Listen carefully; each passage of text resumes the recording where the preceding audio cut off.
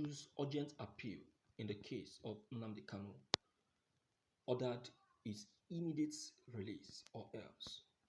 Following the extraordinary rendition of the elder brother of Mazi Nnamdi Kanu, I undertook a number of urgent steps within the realms of the international community, particularly in Britain and the United Nations.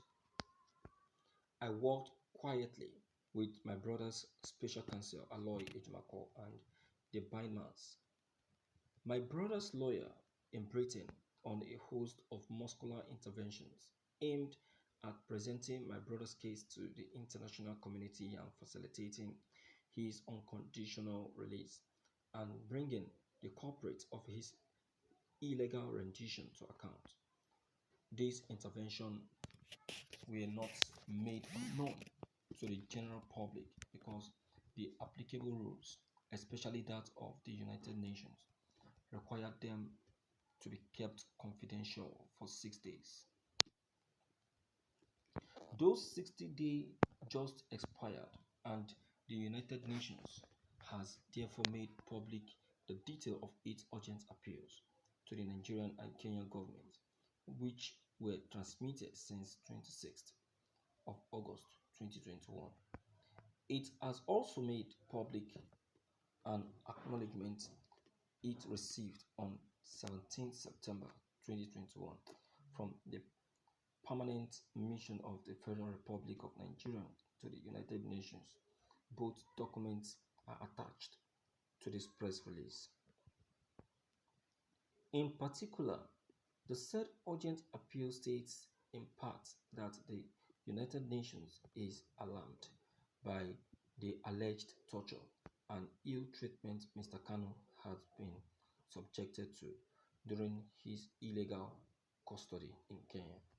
It confirmed these allegations would constitute prima facie violation of fundamental human rights, including the right not to be arbitrarily deprived of liberty and the absolute and non-derogable prohibition of torture and other ill treatment under the International Covenant on Political and Civil Rights. Further, the urgent appeal states that the allegations in the case of Mr. Kanu raise serious violations of international human rights law and may cause irreparable damage to his life or personal integrity, which we believe warrants prompt attention. In this regard, we are considering to publicly express our concerns in this case in the near future, believing that the wider public should be informed about the implication of this allegation for the enjoyment and exercise of human rights in Kenya and Nigeria.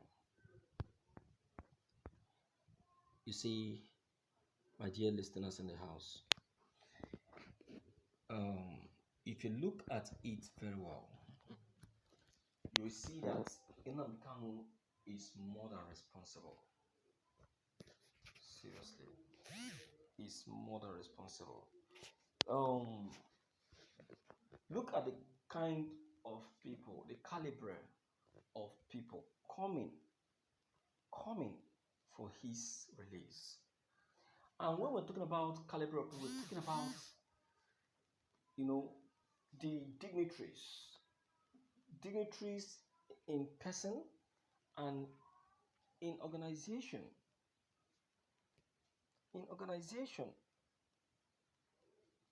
Top dignitaries, top personnel, top people who are even more than the people in Nigerian governments, international gurus, gigs. Can you imagine? And someone somewhere will come out and say that Nnamdi Kanu is a Boko person. What be ideal?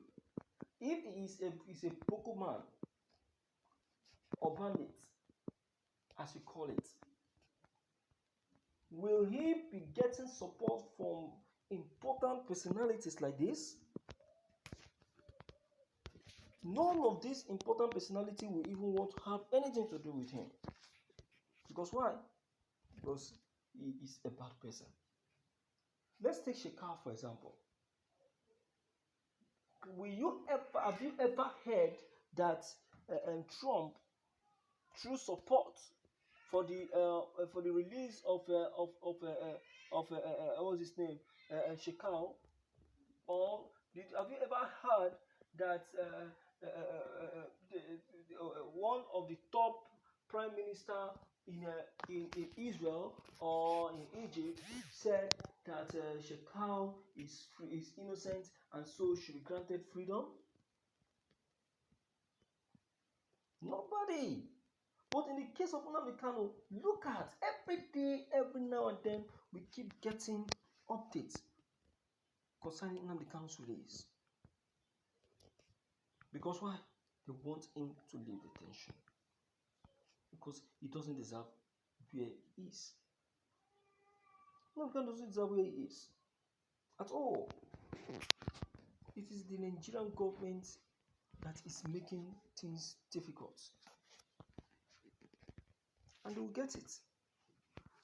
That challenge that Nigerian government are looking for, they will surely get it. They will surely get it. Nnamdi Kanu has done nothing wrong, so deserve to be free. He deserves to be free. He doesn't deserve any unnecessary torture. I call it unnecessary because it is something that he knows nothing about. Someone who is fighting for the freedom of his people, who is fighting for the freedom of his community, you tagged him to be a Boko man. Is that right? It's never right. And it's not done anywhere. It's not done anywhere. So, my dear listeners in the house, based on the very facts, what is your thoughts? What's your take and what's your feel? Let me start hearing from you from the outside to know what you think concerning this. Maybe don't forget to leave your comments below the comment section. Click on the subscription buttons as well as the bell button to get updated each time we upload any new videos. Thank you.